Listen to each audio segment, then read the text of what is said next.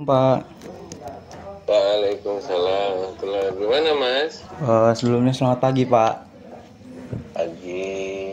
Sebelumnya perkenalkan, nama saya Danang Rusdian Pak, dari mahasiswa jurusan Kehutanan Universitas Lampung Pak. Ya, Sebelumnya mohon izin Pak, jadi saya mendapatkan tugas dari dosen Bu Baina Sari Dewi untuk mewawancarai Bapak terkait apakah Bapak mempunyai bisnis atau sampingan yang dikerjakan selain pekerjaan utama Bapak, begitu Pak? aduh, gimana nih? Saya bingung ini kalau ditanyain punya bisnis apa enggak. Untuk opsi selanjutnya, kalau misalkan tidak ada, jadi kita wawancara mengenai Bapak sebagai Ketua Yayasan Konservasi Elang, Pak.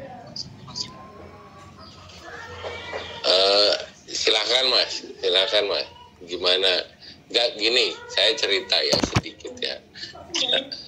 Saya ketua yayasan, terus kemudian sudah hampir 5 tahun ini saya juga bantu di BKSDA Ya, di Pak. Jogja, jadi tenaga honorer. Baik. Udah itu. Oh, Terus kalau bisnis memang bukan bisnisnya saya, tapi bisnis lembaga. Jadi lembaga kita yayasan kami awal tahun 2000 berapa ya, 20 kalau nggak salah, 2020 ke 2021 kita bikin PT, terus dikelola sama teman-teman. untuk PT tersebut itu yang termasuk Yayasan Konservasi Elang ini atau bukan Pak? Modalnya pakai modal dari yayasan, tapi pengelolaannya terpisah. Oke. Berarti kita wawancara terkait Yayasan Konservasi Elangnya aja ya Pak ya? Oke. Oke, baik. Boleh dimulai ini Pak? Monggo, silakan. Baik. Sebelumnya boleh perkenalkan diri Bapak, alamat tempat tinggal, umur dan pendidikan terakhir Pak. Nama saya Gunawan. Saya lahir di Jakarta 26 Januari tahun 78. Terus sekarang tinggal di Nalen UH6 nomor 192 Umbul Harjo, Yogyakarta. Terus pendidikan terakhir saya lulusan sarjana biologi UGM. Oke, baik. Terima kasih Bapak untuk perkenalan singkatnya. Untuk kita langsung saja ke Yayasan Konservasi Elang Indonesia ya Pak ya. Ya, Jadi untuk Yayasan Konservasi Elang Indonesia ini sejak kapan Pak berdiri? berdirinya di akte itu, aduh saya lupa tanggalnya Mas. Nanti Untuk saya WA. tahunnya saja sekarang nggak apa-apa Pak. 2014. 2014, baik. Jadi untuk yayasan ini berdiri, apa sih latar belakangnya bisa dibentuk yayasan ini Pak gitu? Jadi yayasan ini itu sebetulnya perpanjangan tangan Mas. Jadi sebelum yayasan kita juga punya namanya perkumpulan Swaka Elang.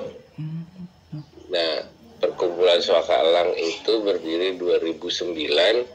Di akte itu bunyinya kita beraktivitas hanya di Jawa bagian barat karena memang didirikannya di Bogor. Nah, kita ngerasa bahwa ini lembaga terlalu sempit, makanya kemudian kita bikin yayasan namanya Yayasan Konservasi Elang. Walaupun bentuknya berbeda, pengurusnya sama. Terus kenapa masih pakai elang? Karena dulu kita bergeraknya awalnya ngurusin elang. makanya bunyinya tetap Yayasan Konservasi Elang, walaupun kenyataannya kita nggak cuma ngurusin elang gitu Pak. Baik Pak. Jadi sebelumnya itu hanya sebuah komunitas pecinta elang gitulah ya Pak ya, secara sederhananya gitu. Jadi perkumpulan Suaka Elang itu juga lembaga resmi ya, ada Sudah. aktenya. Bentuknya perkumpulan. Oh baik Pak.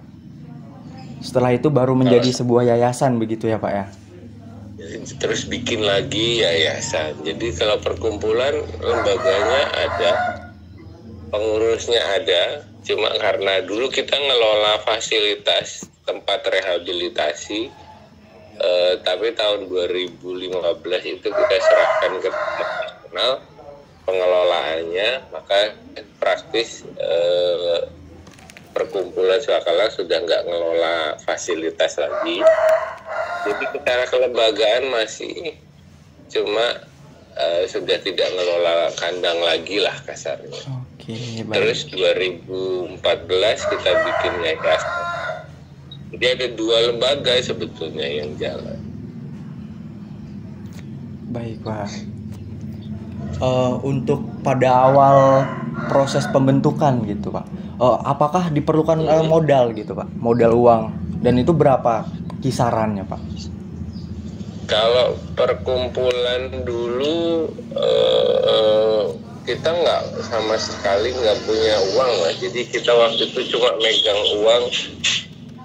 Jadi kebutuhannya gini, jadi awalnya perkumpulan Suaka Elang itu kan terdiri dari, jadi perkumpulannya bukan anggotanya bukan orang tetapi lembaga. Nah waktu itu ada 12 lembaga yang ber-MOU, jadi bersepakat untuk mendirikan awalnya kemitraan Suaka Elang. Nah, dari kemitraan itu kemudian agak rancu siapa yang akan menjadi penanggung jawab pengelolaan harian. Kemudian akhirnya ditunjuk, saya diminta untuk ngurusin, suruh bikin legalnya sekaligus menjadi pengelolanya. Jadi 2009 itu saya ngurusin akte dan sebagainya dengan modal uang 8 juta. Oke baik Pak, 8 juta. Iya. Untuk yayasan ini tadi kan 8 juta itu saya harus mikirin gaji perawat, untuk gaji perawat, terus buat pakan satwa juga, sama buat operasional. Oke baik Pak. Untuk yayasan tadi kan hanya namanya saja yang elang, karena dari awal kan elang gitu ya Pak. Karena berjalannya waktu itu nggak hanya elang nih yang diurusin ya Pak ya. Iya. Nah untuk itu apa saja sih Pak sasarannya atau yang ditanganin dari yayasan ini? Makanya kalau saya ditanya lembaganya namanya apa? Lembaganya namanya Yayasan Konservasi Elang Indonesia. Ya. Jadi kalau di Inggris kan Conservation for Elang Indonesia Conservation Foundation. Betul. Jadi Elang Indonesia itu nama, bukan bidangnya. Nah, terus yang kita kerjain apa ya? Yang berkaitan sama konservasi. Berkaitan dengan konservasi yang kalau tidak salah Bapak sampaikan di WA itu yang hewan. Yang mana, Mas? Jadi berkaitan dengan konservasi keseluruhan secara luas ya Pak ya? Iya.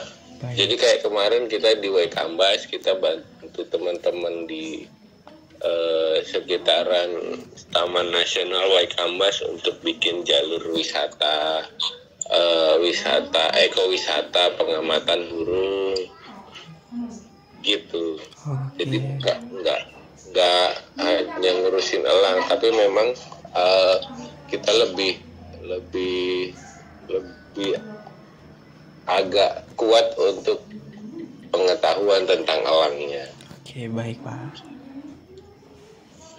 Untuk saat ini jumlah pengelola atau anggota dari yayasan ini kisaran berapa, Pak? Kalau pengurusnya cuma 4 orang, Mas. Untuk anggotanya begitu ada tidak, Pak? Kalau kita nggak ada anggota, pengurus 4 orang, tetapi kalau misalnya kita ada kegiatan ya kita rekrut orang sesuai kebutuhan. Oke, baik, paham, Pak. Kalau tadi kan kita Bapak jelaskan ini mengenai konservasi, apakah setelah kegiatan atau yang setelah ditangani itu apakah mendapatkan keuntungan berupa uang, Pak, dari yayasan itu sendiri? Yayasan kan lembaga non-profit, Mas.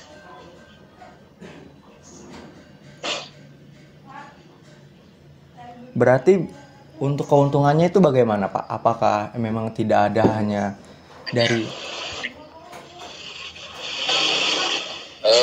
kalau keuntungan, kalau namanya keuntungan kan logikanya saya modal berapa, terus kemudian saya akan untung berapa, sehingga saya akan jual berapa, sehingga saya akan untung berapa, kan gitu loh. Iya, Pak. Kalau ini kan enggak. Jadi misalnya ya karena kita non profit, jadi selesai kegiatan misalnya kayak kemarin yang di Lampung kita dapat dana sekitar 800 jutaan, selesai kegiatan, selesai, sudah habis gitu. Yang penting kan target kita, tujuan tercapai. Terus di situ kan ada komponen misalnya apa yang kita dapat dari teman-teman pengurus, di situ kan ada komponennya misalnya buat penanggung jawab proyek misalnya. Nah itu kan sesuai sama yang diajukan ke donor. Iya. Terus misalnya buat tenaga lapangan, nah itulah yang buat operasi, buat gaji-gaji orang yang kita rekrut. Oke, baik, paham, Pak. Lebih mungkin kalau keuntungan untuk yayasan sendiri itu lebih ke bisa dikenal banyak orang gitu ya, Pak ya. Yang nantinya beberapa lembaga lain yang ingin menggunakan jasa dari yayasan tersebut tahu kalau ada gitu ya, Pak ya. Iya, salah satunya itu. Jadi salah satunya bahwa keuntungan kalau buat kami, lembaga kami masih bisa berkegiatan kan. Betul. Masih jalan gitu. Okay. Terus yang kedua ya orang kenal. Jadi apa namanya? Jadi kalau misalnya kita mau berkegiatan ke depannya, kita nggak perlu menjelaskan lagi siapa kita. Atau bahkan sebaliknya, kalau mereka butuh lembaga untuk melaksanakan kegiatan, mereka bisa hubungin kami gitu, Mas. Oke, baik, paham, Pak. Untuk saat ini Bapak sebagai pengelola atau ketua dari yayasan ini, apakah ini sebagai pekerjaan utama, Pak? Atau ada pekerjaan utama lain yang Bapak jalankan? Nah, alhamdulillahnya kami kan berempat pengurus ini sudah pada punya kegiatan rutin, Mas. Pengurus ini, tadi saya ceritakan, saya selain ngurusin yayasan, saya juga jadi tenaga kontrak di BKSDA. Terus yang wakil ketuanya dia punya bisnis, dia punya Bimba di Bogor. Terus sekretarisnya dia kerja di lembaga internasional. Terus bendaharanya itu di Bali, dia juga bekerja di satu lembaga di Bali. Jadi ini ya, di YKI ini cuma hobi aja, Mas. Oke, baik. Jadi ada kegiatan syukur, nggak ada juga nggak apa-apa. Berarti awalnya juga bisa bergabung jadi satu itu awalnya dari hobi gitu ya, Pak ya? Ada, sebentar Mas. Baik, Pak. Ya. Gimana Mas? Gimana tadi? Berarti untuk yayasan ini sampai sekarang tuh berawal dari Bapak dan rekan-rekan Bapak yang mempunyai hobi yang sama gitu ya, Pak ya? Apa namanya, justru kita ketika perkumpulan Swakalang itu, teman-teman itu adalah perwakilan dari lembaganya masing-masing. Jadi karena perkumpulan anggotanya lembaga, nah kita nggak ada operasional, maka kemudian akhirnya setiap lembaga yang jadi anggota kemitraan itu menugaskan satu orang untuk jadi perwakilan lembaga mereka di perkumpulan. Nah, terus kemudian lama-kelamaan akhirnya ya sudah kita jadi satu tim. Walaupun kemudian bentuknya sudah berubah jadi yayasan, ya sudah terlanjur kita sudah jadi satu tim gitu. Oke, baik Pak. Untuk kantor, adakah kantor dari yayasan ini Pak? Kantor ada di Bogor, cuma ada kita kantor di Bogor, tapi ya buat alamat aja karena kan kita orangnya pisah-pisah. Iya, Pak. Saya di Jogja, terus bendaharanya di Bali, terus yang di Bogor ada 2 orang punya aktivitas sendiri-sendiri. Jadi kantor itu kita sementara ini pakai alamat rumah temen yang ada di Bogor. Oh, baik Pak. Pada saat COVID-19 kemarin itu masih ada proyek yang bekerja sama dengan yayasan ini atau tidak Pak? Alhamdulillah masih ada Mas. Jadi tahun 2019, 2020, 2021 kami masih berkegiatan memang banyak di Jawa Timur dan sempat di Jawa Timur banyaknya. Terus di 2021, 22, 23 baru ke Lampung. Terus 2022 kemarin kita juga ngerjain kegiatan di Cirebon. Gitu Mas. Oh, berarti selama COVID-19 alhamdulillah masih ada terus ya Pak ya? Alhamdulillah masih berkegiatan lah Mas. Oke. Selama yayasan ini berdiri, apa ada ini Pak mengalami kerugian gitu Pak? Kerugian gimana Mas? Mungkin kerugian dari pihak pengelolanya begitu Pak? Aduh agak susah nih kalau ditanyain kerugian. Kita tuh namanya ngurusin lembaga karena hobi, jadi nombok-nombok gitu bukan kita anggap sebagai kerugian. Jadinya gimana tuh kalau misalnya ditanya ada kerugian nggak? Duduk aja sana. Karena hobi dan kesenangan jadi nggak terlalu di ini ya Pak ya. Baik, paham Pak. Jadi kalau mungkin orang-orang mikir misalnya ketika kita dapat project misalnya ngerjain terus kita nggak dapat, katakanlah teman-teman pengurus nggak kebagian, itu dianggap sebagai kerugian. Kalau kami yang penting kegiatan bisa jalan, nggak kebagian misalnya. Kalau bahasa kasarnya kami nggak kebagian ya nggak apa-apa, yang penting proyek kegiatan jalan. Nggak ada kendala, udah selesai gitu. Kami tidak menganggap itu sebagai kerugian. Oke, baik Pak. Untuk ini Bapak sebagai ketua, walaupun kan tidak ada kantor yang mengharuskan untuk selalu bertemu, terus Bapak juga ada beberapa pekerjaan utama tadi yang udah Bapak sampaikan. Bagaimana sih cara Bapak membagi waktu untuk kegiatan dengan keluarga yang ada di rumah Pak?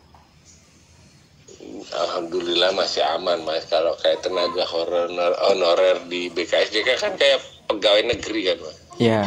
Berangkat pagi, sore pulang, ada di rumah. Senin sampai Jumat selesai kan. Terus kalau kegiatan-kegiatan di mana namanya di yayasan itu kan nggak rutin satu. Terus kalaupun misalnya ada kegiatan kan kita akan tunjuk orang penanggung jawab harian. Iya. Jadi ya kita punya banyak waktu sebetulnya buat di rumah. Jadi ini ya Pak ya, waktu